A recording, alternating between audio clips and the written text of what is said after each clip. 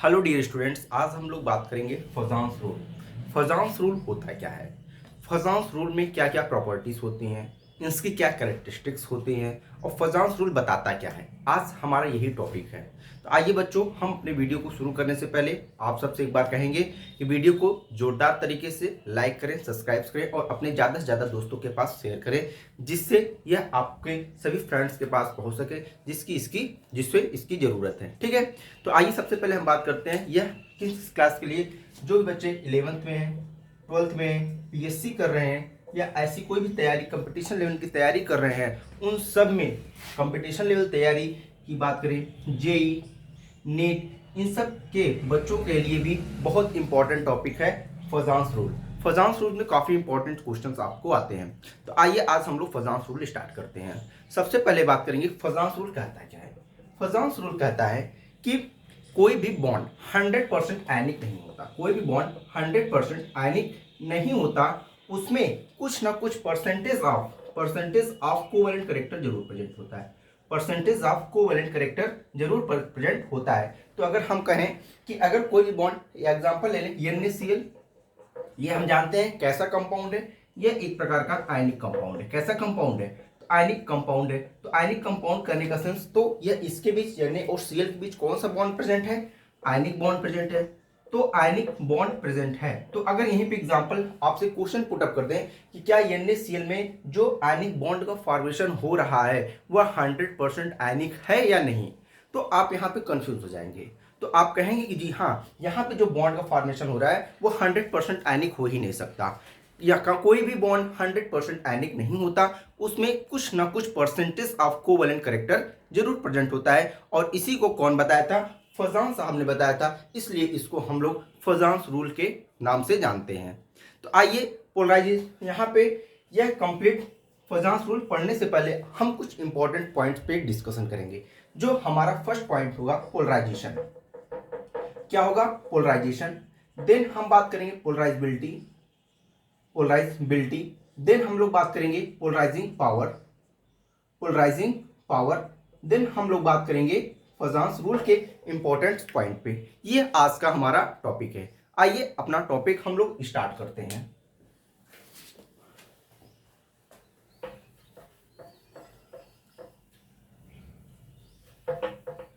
क्योंकि Fajans rule ionic bond और covalent bond पे बेस्ड है, तो इसलिए सबसे पहले हम कुछ आयनिक बॉन्ड पढ़ते हैं। आयनिक बॉन्ड होता क्या है? आयनिक बॉन्ड पहले हमारा सबसे फर्स्ट टॉपिक होगा आयनिक बॉन्ड। आयनिक बॉन्ड होता क्या है?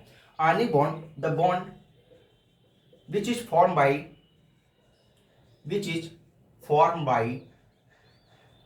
complete transfer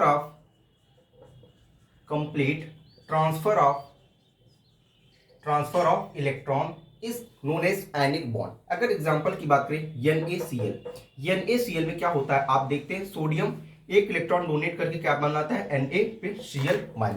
तो ये आपका कैसा कंपाउंड का फॉर्मेशन हुआ? ये आपका केटायन का फॉर्मेशन हुआ। नेक्स्ट अगर हम बात करें क्लोरीन यहाँ पे एक इलेक्ट्रॉन एक्सेप्ट करके Cl- का फॉर्मेशन करता है और इसे हम क्या कहते हैं? एनायन कहते हैं। एनायन करते हैं। तो जब आयनिक बॉन्ड का फॉर्मेशन होता है, किसके थ्रू बॉन्ड होता है? एनायन और केटायन के बीच आयनिक बॉन्ड का फॉर्मेशन होता है। और हमने यहाँ पे देखा, तो आयनिक बॉन्ड क्या नहीं मतलब, तो यहाँ पे हम लोग आयनिक बॉन्ड की बात करें तो यहाँ पे जो Cl- और Na+ के बीच कंप्लीट इलेक्ट्रॉन का ट्रांसफर हो जाए और कोवेलेंट आयनिक बॉन्ड का फॉर्मेशन हो जाए, बट ऐसा नहीं होता। नेक्स्ट अगर हम बात करते हैं कोवेलेंट बॉन्ड क्या होता है? कोवेलेंट बॉन्ड का कह सकते हैं कि the bond which is formed by sharing of electron. Electron के शेयरिंग से जो बॉन्ड का फॉर्मेशन होता है, हम उसको क्या कहते हैं? कोवेलेंट बॉन्ड कहते हैं। अब यहाँ पे देखिए, कोवेलेंट बॉन्ड का फॉर्मेशन के लिए एग्जांपल अगर हम ले लें HCl क्या है? एक कोवेलेंट बॉन्ड है। आप यहाँ पे देखेंगे हाइड्रोजन का एक इलेक्ट्रॉन अब क्लोरीन के एक इलेक्ट्रॉन के साथ, जनरली अगर हम बात करें तो क्लोरीन के आउटर शेल में कितने इलेक्ट्रॉन होते हैं? 7 इलेक्ट्रॉन होते हैं। ये देखिए 7 इलेक्ट्रॉन क्लोरीन के हो गए और हाइड्रोजन अपना एक इलेक्ट्रॉन क्लोरीन के साथ क्या करेगा? शेयर करेगा और कैसा बॉन्ड का फॉर्मेशन करेगा? HCl बॉन्ड का। और ये कैसा बॉन्ड है? Covalent bond. क्योंकि जो बॉन्ड का यहाँ पे फॉर्मेशन हुआ वह किससे हुआ? शेयरिंग ऑफ इलेक्ट्रॉन से हुआ। ठीक है, तो इसे कोवैलेंट बॉन्ड कहते हैं, इसे हम क्या कहते हैं? आयनिक बॉन्ड कहते हैं। आइए नेक्स्ट हम पढ़ते हैं पोलराइजेशन क्या होता है? अगर हम लोग यहाँ पे पोलराइजेशन की बात करें, हम लोग किसकी बात करेंगे, पोलराइजेशन। पोलराइजेशन होता क्या है? पोलराइजेशन कहने का मतलब अगर हम किसी भी कोई भी एक एलिमेंट दूसरे एलिमेंट को पोलराइज कर दें। पोलराइज करने का मतलब जैसे यहाँ पे अगर एक जनरल एग्जांपल की बात करें कि कोई चीज़ जैसे अगर आपसे कहा जाए कि आपको यह काम करना है और आपको उस काम करने की मन नहीं है, काम करने की इच्छा नहीं है, बट आप किसी से प्रेरित हो जाएं या कोई आपको उत्सुक कर दे कि आप उस काम को करिए, तो आपने वह आदमी आपको पोलराइज किया, यही पोलराइजेशन हुआ जिसकी वजह से आपने वह काम किया। ठीक है, तो कहने का मतलब जब अगर यहाँ पे हम NaCl की बात करें तो Na प्लस और Cl माइनस के बीच क्या होता था, कोवेलेंट बॉन्ड, आयनिक बॉन्ड का फॉर्मेशन होता था। लेकिन इसमें कुछ कोवेलेंट बॉन्ड का कैरेक्टर है। कैसे कोवेलेंट बॉन्ड का कैरेक्टर है, हम वही पोलराइजेशन के थ्रू समझेंगे। आइए बात करें, जैसे अगर आप जनरली आप जानते हैं Na सोडियम की साइज और Na प्लस की साइज की बात करें, तो अगर हम पूछें कि किसकी साइज बड़ी है, आप कहेंगे सर सोडियम की साइज क्या होती है, बड़ी होती है compare to Na plus. Na plus से क्यों साइज बड़ी होती है, क्योंकि सोडियम के पास यहाँ पे 11 इलेक्ट्रॉन और 11 प्रोटॉन होते हैं, बट यहाँ पे जब सोडियम एक इलेक्ट्रॉन को डोनेट करेगा तो यहाँ पे 10 इलेक्ट्रॉन और 11 प्रोटॉन हो जाते हैं, जिसकी वजह से यहाँ पे प्रोटॉन ज़्यादा हो जाने की वजह से यह साइज क्या होती है, श्रिंक हो जाती है। फोर्स ऑफ अट्रैक्शन ज़्यादा हो जाता है और साइज को क्या कर देता है, श्रिंक कर देता है, और सोडियम की साइज यानी A प्लस की साइज क्या हो जाती है, स्मॉल हो जाती है। ठीक है, नेक्स्ट अगर हम बात करें Cl माइनस की बात करें तो जो Cl माइनस होती है उसकी साइज बड़ी होती है कंपेयर टू द Cl। कैसे, Cl माइनस की बात करें तो यहाँ पे कितने हैं, 18 इलेक्ट्रॉन है और 17 प्रोटॉन है, और Cl में कितने हैं, 17 प्रोटॉन है और 17 इलेक्ट्रॉन है। अब यहाँ पे देखिए इलेक्ट्रॉन क्या नंबर ज्यादा हो गए, तो जब इलेक्ट्रॉन के नंबर ज्यादा होंगे तो इलेक्ट्रॉन इलेक्ट्रॉन के बीच रिपल्सन होगा और जिसकी वजह से इनकी साइज क्या हो जाती है, बिगर हो जाती है, लार्ज साइज हो जाती है। तो यहाँ पे साइज क्या हो जाती है, लार्ज हो जाती है। ठीक है, तो अगर अब आपसे कंफ्यूजन कोई भी क्वेश्चन पूछे कि Na और Na प्लस में किसकी साइज बड़ी है, तो आप कहेंगे सोडियम की साइज बड़ी है। नेक्स्ट कोई क्वेश्चन पूछे Cl माइनस और Cl में किसकी साइज बड़ी है, तो आप कहेंगे Cl माइनस की साइज बड़ी है। ठीक है, अब आते हैं यहाँ पे देखिए Na एक इलेक्ट्रॉन कैटायन आयनिक फॉर्म है, Na प्लस साइज इसकी क्या होगी, छोटी हो गई। बट अब यहाँ पे क्लोरीन की साइज क्या है, बड़ी है। क्लोरीन की साइज क्या है, बड़ी है। अब क्लोरीन में क्या होगा, यहाँ पे इसके नेगेटिव चार्ज, जनरली आप जानते हैं शेप क्या होता है, स्फेरिकल होता है। शेप कैसा होता है, स्फेरिकल होता है। यहाँ पे देखिए दोनों की साइज क्या है, स्फेरिकल है। और अब सोडियम Na प्लस क्या करेगा, इसकी साइज छोटी हो जाने की वजह से यह क्लोरीन को अपनी तरफ पोलराइज करेगा, क्लोरीन को अपनी तरफ पोलराइज करेगा, और क्लोरीन के जो नेगेटिव चार्ज पूरे कंपाउंड में मूव कर रहे थे वो क्या होंगे, थोड़ा सा क्लोरीन की सोडियम के प्लस तरफ क्या हो जाएंगे, शिफ्ट हो जाएंगे। ये देखिए थोड़ा सा सोडियम की तरफ क्या हो गए, ये शिफ्ट हो गए। अब यहाँ शिफ्टिंग की वजह से यहाँ पे सभी नेगेटिव चार्ज क्या हो गए, इकट्ठा हो गए, एसोसिएट हो गए। तो जिसकी वजह से यहाँ पे नेगेटिव चार्ज इलेक्ट्रॉन डेंसिटी क्या हो गई, बढ़ गई। यहाँ पे क्या हो गई, इलेक्ट्रॉन डेंसिटी क्या हो गई, बढ़ गई। अब इसी फेनामेना को हम लोग क्या करते हैं, पोलराइजेशन करते हैं। अब देखिए पोलराइजेशन में दो टर्म आते हैं, पहला आता है पोलराइजेबिलिटी और दूसरा आता है पोलराइजिंग पावर। अब देखिए पोलराइजिंग पावर क्या होती है, पोलराइजिंग पावर करने का सेंस है कि अगर कोई भी केटायन किसी भी एनायन को अपनी तरफ कितनी स्पीड से अपनी तरफ अट्रैक्ट कर रहा है, वही उसकी पोलराइजिंग पावर है। और पोलराइजेबिलिटी क्या होती है कि कोई भी एनायन केटायन की तरफ कितना पोलराइज हो रहा है, वही उसकी पोलराइजेबिलिटी होती है। कहने का सेंस आप जनरल एग्जांपल ले सकते हैं अपने नेचर में, कि जैसे अगर यहाँ पे अगर कहीं भी आपको जनरली सुनाई दे दिया जाए कि अगर मोदी जी आ गए या सुपरस्टार अमिताभ बच्चन जी आ गए, तो अमिताभ बच्चन और मोदी जी का क्या है, काफ़ी ये पोलराइजिंग पावर काफ़ी ज़्यादा है। क्यों, इनका नाम सुनने के बाद गैदरिंग बहुत ज़्यादा हो जाएगी, लोग उत्सुकता होगी उनसे मिलने के लिए, और करोड़ों की संख्या में भीड़ इकट्ठा हो जाएगी, लाखों की संख्या में भीड़ इकट्ठा हो जाएगी। बट अगर कोई भी छोटा स्टार आप ही कहीं चले जाए या हम ही कहीं चले जाए, तो जब कहीं भी हम लोग जाएंगे तो क्योंकि हम लोग का पोलराइजिंग पावर लोगों के बीच क्या है, मिलना जुलना, लोग हमको जानते कम है, तो जिसकी वजह से हम कहीं भी जाएंगे तो गैदरिंग नहीं होगा, आराम से सिंपली चले जाएंगे। या हमसे कोई भी सुपरस्टार में अमिताभ बच्चन होते हैं, अक्षय कुमार होते हैं और तमाम प्रकार के। तो जिसका आप कह सकते जो जितने बड़े सुपरस्टार होते हैं उतनी ज़्यादा गैदरिंग होती है। तो गैदरिंग होने का सेंस ये है कि कोई जितना ज़्यादा सुपरस्टार होंगे, जितने बड़े सुपरस्टार होंगे, उनके प्रति जो वहाँ की ऑडियंस होगी वो ऑडियंस बहुत ज़्यादा पोलराइज होगी, उनसे बहुत ज़्यादा लोग मिलने के लिए क्या होंगे, उत्सुक होंगे, अट्रैक्टिव होंगे। तो वहाँ ज़्यादा से ज़्यादा लोग अट्रैक्ट होंगे। और अगर कोई भी नॉर्मल सुपरस्टार है तो वो क्या करेगा, वहाँ पे उतने लोग नहीं जाएंगे। तो वही चीज़ यहाँ पे भी होती है कि अगर कोई भी पोलराइजिंग पावर कहने का सेंस है कि अगर कोई भी केटायन जितना पावरफुल होगा वो एनायन को उतनी स्पीड से अपने तरफ क्या करेगा, पोलराइज करेगा। ये होता है पोलराइजिबिलिटी एंड पोलराइजिंग पावर। हमको लगता है आप लोग को समझ में आ गया होगा पोलराइजिंग पावर क्या होती है और पोलराइजिबिलिटी क्या होती है। पोलराइजिंग पावर क्या होती है कि कोई भी केटायन एनायन को किस स्पीड से अपनी तरफ अट्रैक्ट कर रहा है, वह उसकी पोलराइजिंग पावर हो गई। और पोलराइजिबिलिटी क्या होती है कि कोई भी एनायन केटायन की तरफ किस स्पीड से पोलराइज हो रही है, कैसे पोलराइज हो रही है, वही उसकी पोलराइजिंग पावर होती है। ओके, आइए इसकी डिफिनीशन हम लोग लिखते हैं।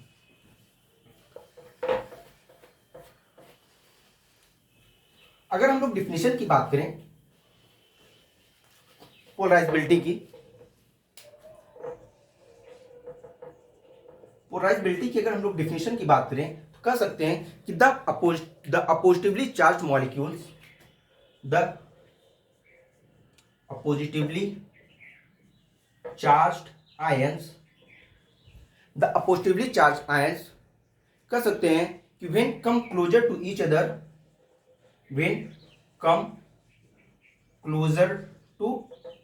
ईच अदर, जब वो एक दूसरे के क्या होते हैं, पास आते हैं, then cation attract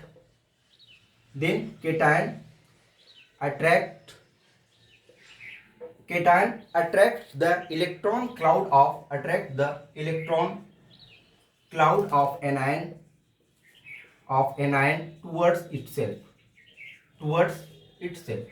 समझ में बात, ये इसकी पोलराइजिबिलिटी की डिफिनीशन हो गई। The oppositely charge ion when come closer to each other, एक दूसरे के पास आते हैं, then cation attract the electron cloud of anion towards itself, अपनी तरफ एनायन के इलेक्ट्रॉन क्लाउड को अपनी तरफ अट्रैक्ट करता है। इसका क्या मतलब होता है, अब हमने क्या बताया कि जब वो इलेक्ट्रॉन एनायन का साइज हमने क्या बताया, एक सिंपल आप कह सकते हैं कि यहाँ पे negative charge spherical, ideal shape यही होता है, स्फेरिकल होते हैं। लेकिन जब एनायन इनके इलेक्ट्रॉन अट्रैक्ट करेगा तो इनका शेप क्या हो जाएगा, थोड़ा सा डिस्टॉर्टेड हो जाएगा। आप कह सकते हैं कि जो साइज आप देख रहे सर्कल की थी, अब वो क्या हो गई, ऐसी हो गई, जिसकी वजह से यहाँ पे निगेटिव चार्ज क्या हो गए, एसोसिएट हो गए। सभी निगेटिव चार्ज एक तरफ क्या हो गए, गैदरिंग हो गए, एसोसिएट हो गए, और जो पॉजिटिव चार्ज केटायन था वो जैसे थे वैसे ही प्रेजेंट हो गए। समझ में आई बात। तो इसे क्या करते हैं, डिस्टॉर्शन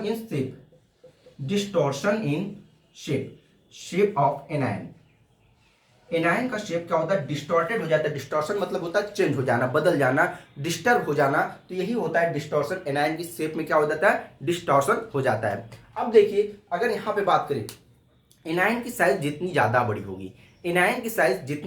होगी, उसका डिस्टॉर्शन उतना ही ज़्यादा होगा। क्यों डिस्टॉर्शन ज़्यादा होगा, अगर देखिए यहाँ पे देखिए सब कुछ किस पे डिपेंड होता है, न्यूक्लियस पे डिपेंड होता है। न्यूक्लियस करने का सेंस है कि जब प्रोटॉन, ये देखिए प्रोटॉन होते हैं और ये क्या होते हैं, आउटर शेल होते हैं। हाँ, तो न्यूक्लियस के पास सभी इलेक्ट्रॉन प्रोटॉन रहते हैं और उसके बाद इलेक्ट्रॉन क्या होता है, आउटर शेल में रिवॉल्व करते हैं। तो अब यहाँ पे आप देखते हैं कि अब इलेक्ट्रॉन इस सर्कल में, जैसे जैसे आप इलेक्ट्रॉन क्या होता है, सेल से न्यूक्लियस से दूर जाता है, तो जो न्यूक्लियस का अट्रैक्शन होता है वो क्या होता है, इलेक्ट्रॉन के टुवर्ड्स क्या होता है, कम होता चला जाता है। तो अब ये समझिए कि जब अगर इसके पास इलेक्ट्रॉन और प्रोटॉन का नंबर्स दोनों बराबर होते हैं तो एक दूसरे के प्रति जो अट्रैक्शन होता है वो नॉर्मल होता है। लेकिन इलेक्ट्रॉन जब बढ़ गए तो इलेक्ट्रॉन और प्रोटॉन के बीच जो अट्रैक्शन था वो डिस्टर्ब हो गया। अब इलेक्ट्रॉन के बीच रिपल्सन भी स्टार्ट हो जाएगा। तो जिस कह सकते ना कि जिस फोर्स से न्यूक्लियस इलेक्ट्रॉन को अट्रैक्ट कर रहा था उसमें क्या हो गई, लूज हो गया, वो चेंज हो गया, कम हो गया, और जिसकी वजह से यह शेप क्या हो जाती है, साइज बड़ी हो जाती है। और एक इलेक्ट्रॉन आएगा तो ज्यादा क्या होगा, ज्यादा रिपल्सन होगा।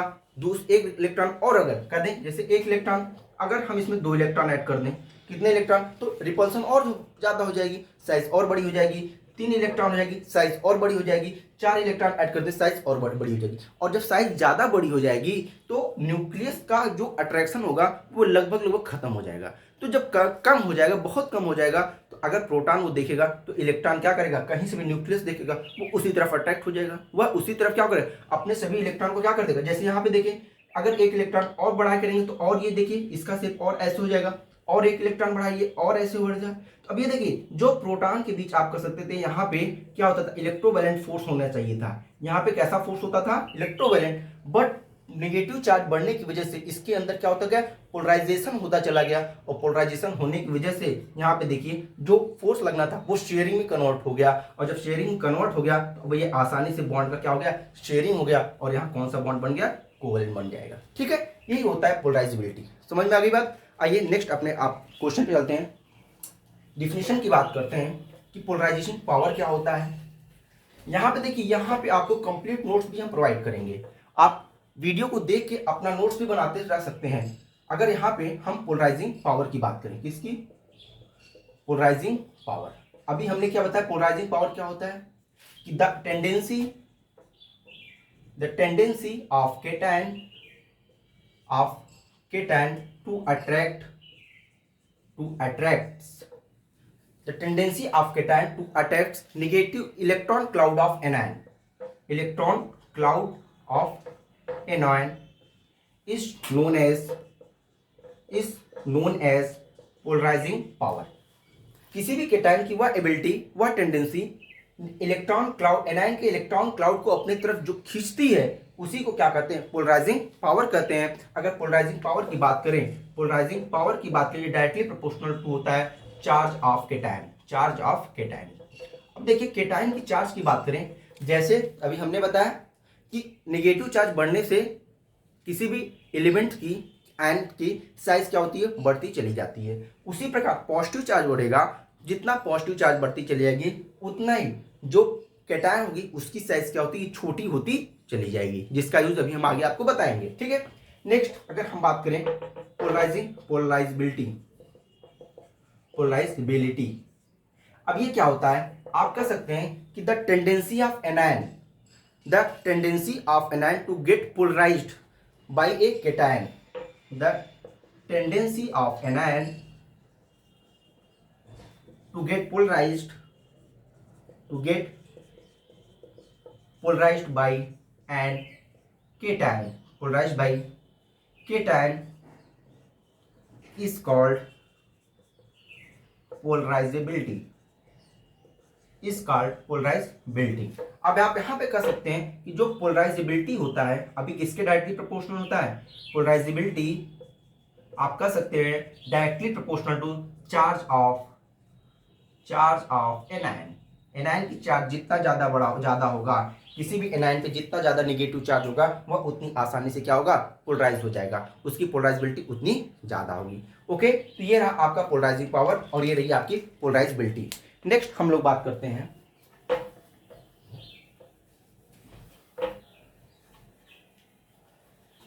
अब हम लोग अपने नेक्स्ट टॉपिक पे आते हैं, फैक्टर्स अफेक्टिंग द पोलराइजेशन।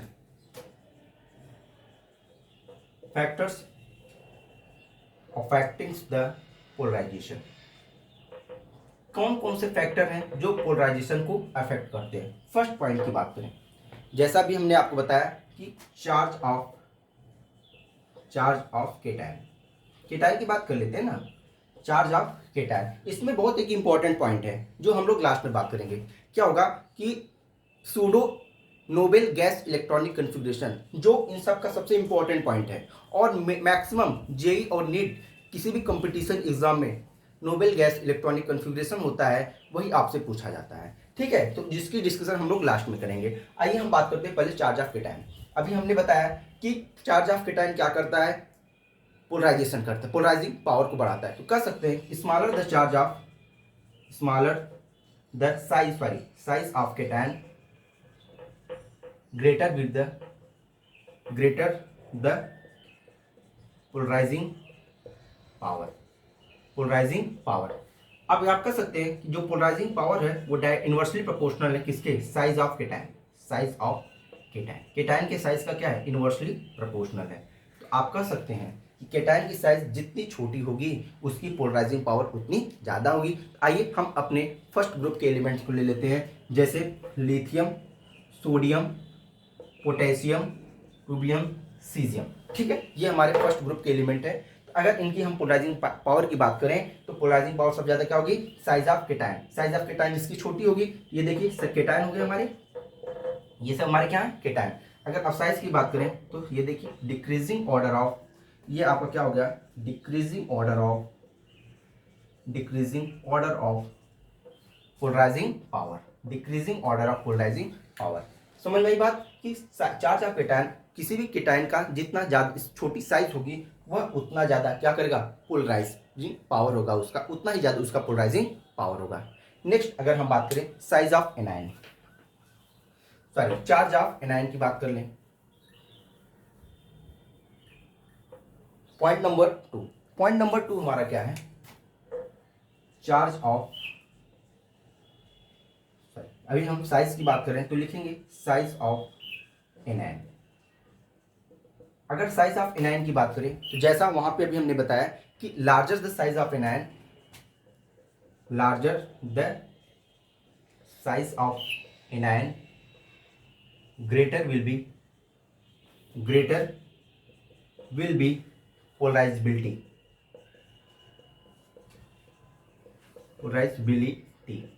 अब यहां पे कह सकते हैं polarizability directly proportional to size of anion. Size of anion, anion की साइज जितनी ज्यादा बड़ी होगी उसकी पोलराइजेबिलिटी उतनी ही ज्यादा होगी। अगर एग्जांपल की बात करें, अगर यहाँ पे फ्लोरीन, क्लोरीन, ब्रोमीन और आयोडीन, ये क्या है आपके 17th ग्रुप के एलिमेंट हैं। अब एनायन की बात हो रही, F minus, Cr minus, Br minus और I माइनस। अब इनकी पोलराइजिंग पावर सबसे ज्यादा, किसकी पोलराइजिंग पावर सबसे ज्यादा होगी, जिसकी साइज सबसे बड़ी होगी। तो सबसे बड़ी साइज किसकी है, आयोडीन की है। तो आयोडीन की पोलराइजिंग पावर सबसे ज्यादा है। उससे कम किसकी है, ब्रोमीन की है। उससे कम किसकी है, क्लोरीन की। और सबसे कम पोलराइजिंग पावर क्या है, किसकी सबसे कम है, आयोडीन। आयोडीन की, सॉरी फ्लोरीन। फ्लोरीन की पोलराइजेबिलिटी कम क्यों है, क्योंकि ये न्यूक्लियस के पास रहता है और न्यूक्लियस के पास होने की वजह से इसका अट्रैक्शन कह सकते हैं कि न्यूक्लियस से एकदम कंटिन्यू बना रहता है, जिसकी वजह से इसके कहते ना, जैसे आप जनरल एग्जांपल करिए कि आप घर में हैं तो आपके पिताजी का आपका फोर्स कंटिन्यू बना रहेगा। तो पिताजी अगर जब तक पापा घर में रहते हैं आपके, तो आप क्या करें, कहीं घर के बाहर नहीं जाते। क्यों, क्योंकि पापा का जो फोर्स है आपके ऊपर परमानेंट कंटिन्यू बना रहता है। बट अगर पापा ऑफिस चले जाते हैं, कहीं बाहर चले जाते हैं, तो पापा का फोर्स क्या हो गया, कम हो गया। तो अब आप क्या थोड़े से अपने आप को फ्री महसूस करते हैं। तो उसके बाद अगर कोई फ्रेंड आपका आ गया तो तुरंत आप उसके साथ घूमने चले जाएंगे, कहीं भी जा सकते हैं, कुछ भी कर सकते हैं। क्यों, क्योंकि जो पापा का फोर्स आपके ऊपर कंटिन्यू लग रहा था वो कम हो गया। उसी प्रकार फ्लोरीन के पास ये न्यूक्लियस जितना पास है, इसी की वजह से इसके इलेक्ट्रॉन क्या होंगे, पोलराइज कम होंगे। इनका क्या ना, इनका घूमने टहलने का मन बहुत कम होगा। लेकिन जैसे जैसे साइज बढ़ती चली गई, दूर हो न्यूक्लियस से क्या हो गया, दूर होते चले गए, इनकी पोलराइजेबिलिटी, इनका मन बढ़ता चला गया, घूमने टहलने के में मन ज्यादा लगने लगा। तो ये क्या, इनकी पोलराइजेबिलिटी सबसे ज्यादा हो गई। समझ में आई बात आपको। अब यहाँ कर सकते हैं इंक्रीजिंग ऑर्डर ऑफ पोलराइजेबिलिटी। ठीक है, ये आपकी पोलराइजेबिलिटी हो गई। नेक्स्ट अब आइए हम साइज के बाद किस पे चलते हैं, चार्ज के ऊपर चलते हैं। ठीक, अगर हम लोग चार्ज की बात करें, चार्ज ऑफ केटायन, जो कि हमारा पॉइंट नंबर 3 है। अभी हमने बताया कि किसी भी केटायन के ऊपर जितना ज्यादा चार्ज होगा उसकी साइज उतनी ज्यादा छोटी हो जाएगी। ठीक है, तो कहेंगे larger the charge on cation greater will be its polarizing power. इसकी पोलराइजिंग पावर ज्यादा हो, क्योंकि जिस केटायन की चार्ज जितना ज्यादा होगा, क्योंकि चार्ज जानते हैं ना, चार्ज ऑफ केटायन किसके इनवर्सली प्रोपोर्शनल होता है, साइज के। साइज जितना ज्यादा चार्ज होगा उतनी छोटी साइज होगी। ठीक है, अब हम यहाँ पे पोलराइजिंग पावर की बात करें तो अगर यहाँ पे बात करें Na+, हाँ Mg2+ और C सोडियम, मैग्नीशियम और एल्युमिनियम 3+। अगर हम बात करें पोलराइजिंग पावर, किसकी पोलराइजिंग पावर सबसे ज्यादा होगी, जिसकी चार्ज सबसे ज्यादा होगी। तो lower larger the charge of cation greater will be its polarizing power. अब यहाँ पे देखिए एल्युमिनियम की साइज क्या है, एल्युमिनियम के पास सबसे ज्यादा चार्ज है, +3 चार्ज है, इसकी साइज सबसे छोटी है, इसकी वजह से इसकी पोलराइजिंग पावर सबसे ज्यादा है। उससे कम किसकी है, मैग्नीशियम की, और उसकी सबसे कम किसकी है, सोडियम की। तो हम कह सकते हैं कि polarizing power directly proportional to charge of cation, charge of cation. कर सकते हैं नहीं कर सकते, ठीक है। नेक्स्ट हम बात करते हैं चार्ज ऑफ एनायन की बात करते हैं। चार्ज ऑफ एनायन,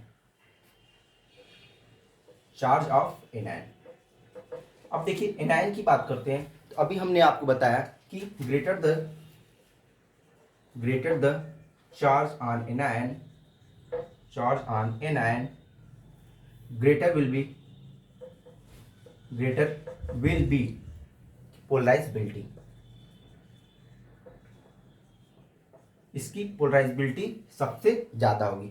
अगर यहीं पे अगर हम कोवेलेंट करेक्टर की बात कर रहे हैं तो जिसकी पोलराइजेबिलिटी जितना ज्यादा उसका कोवेलेंट करेक्टर भी उतना ही ज्यादा हो जाएगा। तो वहां पे कर सकते हैं also greater will B covalent character, covalent character. उसी प्रकार जिसकी पोलराइजिंग पावर जितना ज्यादा उसमें कोवेलेंट करेक्टर भी उतना ज्यादा। ये आप लास्ट पिछले चार्ज ऑफ केटायन पे आप ये अप्लाई कर सकते हैं कि पोलराइजिंग पावर उतनी जिसकी जितना ज्यादा होगा उसके पास कोवेलेंट करेक्टर भी उतना ज्यादा होगा, ठीक है। आइए अगर चार्ज की बात करें तो C4- अगर बात करें N3- O2- and F single minus, तो greater the charge of an greater will be polarizability. तो सबसे ज्यादा पोलराइजेबिलिटी किसकी होगी, Cl कार्बन की होगी, फिर नाइट्रोजन, फिर ऑक्सीजन, और सबसे कम फ्लोरीन की होगी। तो आप कह सकते हैं डिक्रीजिंग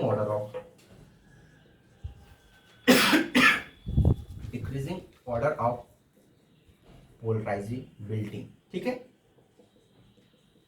कोई भी पॉइंट छूट नहीं रहा है, सभी पॉइंट आपको आ रहे हैं। आइए हम, ये हमारा पॉइंट नंबर 4 हो गया। अब हम आते हैं अपने लास्ट पॉइंट पे जो आपके लिए बहुत ही इंपॉर्टेंट है। आपके लिए क्या, या कोई बच्चा होगा जो किसी भी कंपटीशन की तैयारी कर रहा होगा, उन सब के लिए सबसे इंपॉर्टेंट क्वेश्चन हम आपको बताने जा रहे हैं, जो होगा pseudo noble gas configuration, pseudo noble gas configuration. इसको अगर हम शॉर्ट फॉर्म में कहें तो हम PNGC के फॉर्म में इसको रिप्रेजेंट करेंगे, ठीक है।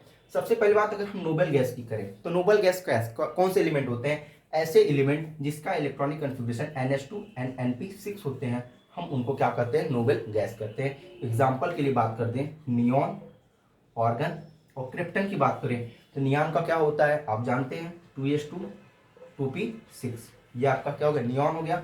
आर्गन की बात करें 3s2 3p6, और क्रिप्टन की बात करें तो कह सकते हैं 4s2 एंड 4p6। ये आपके क्या हो गए, नोबल गैस हो गए। तो ऐसे इलेक्ट्रॉन, ऐसे एलिमेंट जिसका इलेक्ट्रॉनिक कन्फिग्रेशन NH2 NP6 होता है, उससे हम क्या करते हैं, नोबल गैस करते हैं, ठीक है। नेक्स्ट आइए हम बात करते हैं सूडो इलेक्ट्रॉनिक गैस में, जिसमें डी ब्लॉक के एलिमेंट की बात करें। अगर डी ब्लॉक के एलिमेंट को इंक्लूड कर देते हैं तो आप कर सकते हैं ND10 NH2 एंड NP6। हम इसकी बात करेंगे, हम किसकी बात करेंगे, इसकी बात करेंगे जहां पे डी ब्लॉक के एलिमेंट आते हैं। फिलहाल आइए हम अपने क्वेश्चन पे आते हैं। जैसे अगर आपसे कह दें यहाँ पे कि Nobel gas electronic pseudo noble gas electronic configuration जिस एलिमेंट में अंदर आ जाए, अगर आपसे यहाँ पे कोवेलेंट करेक्टर डिसाइड करने की बात करें, तो अगर आपको कहीं भी pseudo noble gas electronic configuration मिल रहा है, उस एलिमेंट की पोलराइजिंग पावर सबसे ज्यादा होगी, और पोलराइजिंग पावर सबसे ज्यादा होने की वजह से इसमें कोवेलेंट करेक्टर मैक्सिमम होगा। Maximum covalent character will found in pseudo noble gas configuration. तो आप कह सकते हैं कि अगर आपको कहीं भी क्या मिले, सूडो नोबल गैस कन्फिग्रेशन मिल रहा है, तो वहां पे आपकी जो पोलराइजिंग पावर होगी, पोलराइजिंग पावर आप कह सकते हैं मैक्सिमम होगी। पोलराइजिंग पावर आपकी क्या होगी, मैक्सिमम होगी। और जब पोलराइजिंग पावर मैक्सिमम होगा, इसमें कोवेलेंट करेक्टर अगर हम आपसे पूछे, आप कहेंगे greater covalent character. Okay, example के माध्यम से अगर हम बात करें तो जैसे अगर यहाँ पे हम लोग कॉपर की बात करें, कॉपर का एटॉमिक नंबर 29। अगर इलेक्ट्रॉनिक कन्फिग्रेशन की बात करें तो आप कहेंगे आर्गन 3d10 एंड 4s1, यही होता है कॉपर का इलेक्ट्रॉनिक कन्फिग्रेशन, ठीक है। नेक्स्ट अगर हम बात करें, देखिए Cu+ के फॉर्म में अगर चला गया, Cu+ के फॉर्म में गया तो क्या होगा, एक इलेक्ट्रॉन इसमें लॉस किया, तो इलेक्ट्रॉन कहाँ से जाएगा, लास्ट ऑर्बिट से। लास्ट ऑर्बिट क्या है, S1 है। तो यहाँ से 4s 0 हो गया, अब बचा क्या, 3d 10। तो क्या यह एक नोबेल गैस इलेक्ट्रॉनिक कन्फिगरेशन है? जी हाँ, यह एक नोबेल गैस इलेक्ट्रॉनिक कन्फिगरेशन है, जिसकी वजह से इसकी पोलराइजिंग पावर क्या हो जाएगा, सबसे ज्यादा हो जाएगा। और सबसे ज्यादा कोवलेंट करेक्टर किसमें पाया जाएगा, कॉपर में पाया जाएगा। Sorry, copper plus Cu plus में सबसे ज्यादा कोवलेंट करेक्टर पाया जाएगा। अगर ये किसी भी बॉन्ड का फॉर्मेशन करेंगे तो उसमें कोवलेंट बॉन्ड सबसे ज्यादा होंगे। समझ में आई बात, percentage of covalent character. Next अगर इसी की बात करें, इसी की फैमिली की बात कर दें, Cu प्लस के फैमिली कौन कौन से होते हैं, कॉपर होते हैं, कॉपर प्लस के फॉर्म में हो, सिल्वर प्लस के फॉर्म में हो, उसके बाद गोल्ड, ग्लोब। ये तीन एलिमेंट अगर Cu प्लस, Ag प्लस और Au प्लस अगर कहीं भी आपको दिख जाए और इसमें पूछ ले कि इसमें किसमें सबसे ज्यादा कोवलेंट करेक्टर है, आप कहेंगे कि अगर Cu प्लस है, Ag प्लस है और Au प्लस है तो सबसे ज्यादा कोवलेंट करेक्टर इन्हीं एलिमेंट्स में होंगे। ठीक है, ये आपका क्वेश्चन नंबर फर्स्ट हो गया। नेक्स्ट इसमें अगर हम क्वेश्चन की बात करें,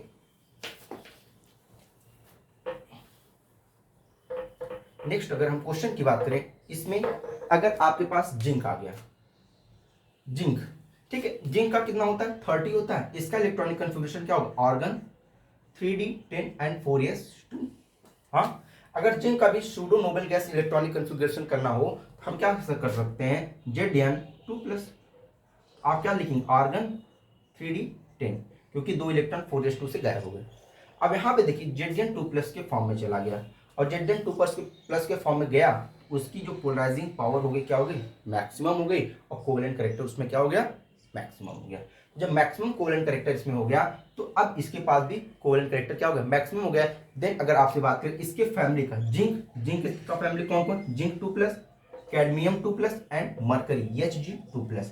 अगर ये 6 एलिमेंट जो आपको ये तीन कहीं भी मिल जाए, तो अगर इसमें अगर आपके ऑप्शन में मिल रहे हैं कोवलेंट करेक्टर को डिसाइड करने के लिए, आप आंख बंद करके इन्हीं 6 एलिमेंट्स में से किसी एक को डिसाइड करेंगे जिसमें कोवलेंट करेक्टर मैक्सिमम आपको मिलेंगे। ठीक है, अब ये रहा pseudo noble gas electronic configuration.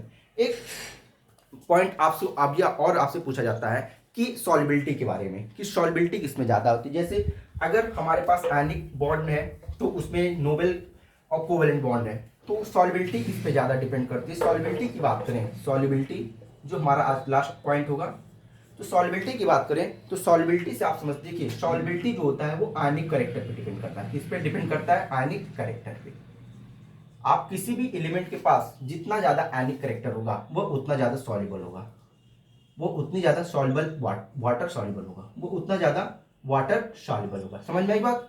अब जैसे जैसे आयनिक करेक्टर डाउन डिक्रीज करेगा और कोवलेंट करेक्टर इंक्रीज करेगा, कोवलेंट करेक्टर इंक्रीज करेगा, तो वहां पे क्या होगा कि सॉल्युबिलिटी अगर कोवलेंट करेक्टर क्या हो रहा है, बढ़ रहा है, तो सॉल्युबिलिटी क्या होगा, डिक्रीज करेगा। सॉल्युबिलिटी क्या होगा, डिक्रीज करेगा। तो कोई भी एलिमेंट होता है जिसमें जितना ज्यादा आयनिक करेक्टर होगा उतना ज्यादा वो वाटर सॉल्युबल होगा, और कोई भी एलिमेंट जितना ज्यादा कोवलेंट करेक्टर रखेगा वह उतना लेस वाटर सॉल्युबल होगा। बच्चों, ये रहा आज का वीडियो को पसंद आई तो लाइक करें, शेयर करें, सब्सक्राइब करें और अपने ज्यादा दोस्तों के पास शेयर करें। नेक्स्ट वीडियो में हम नेक्स्ट पॉइंट के साथ मिलेंगे, तब तक के लिए गुड बाय, बाय बाय।